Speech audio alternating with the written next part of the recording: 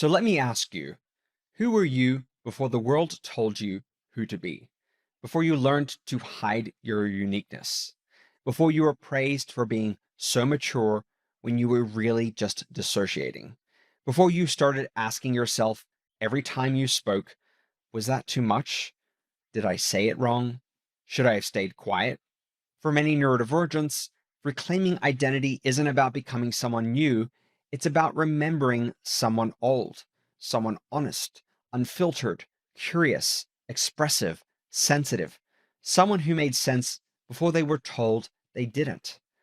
And that remembering, it's not always joyful. Sometimes it comes with grief.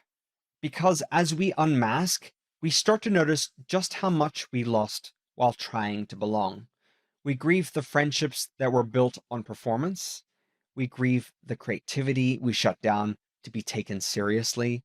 We grieve the years we spent being good, productive, easy, instead of being ourselves. And that grief is something serious. It means you're coming home to yourself. You're recognizing that the self you had to hide was never wrong. This is the slow, steady process of unlearning the false self by noticing in everyday life, this doesn't feel like me. This isn't how I want to show up. I don't actually believe this voice anymore. You begin to pause before people pleasing.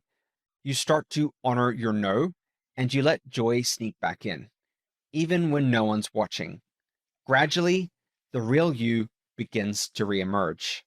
If there's anything I want you to take away from this video, it's this. You were never the problem.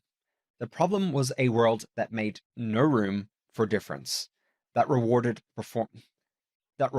performance and punished authenticity, that defined normal so narrowly, most of us had no choice but to split ourselves in two just to survive.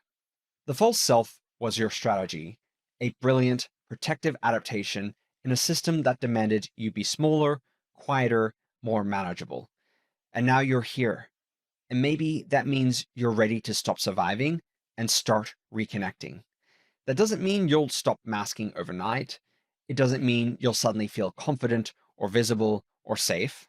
But maybe now you have language for what's been happening under the surface. Maybe now you can meet that inner critic with compassion instead of compliance. Maybe now, when the old voices say you have to earn your worth, you can whisper back, I already have it.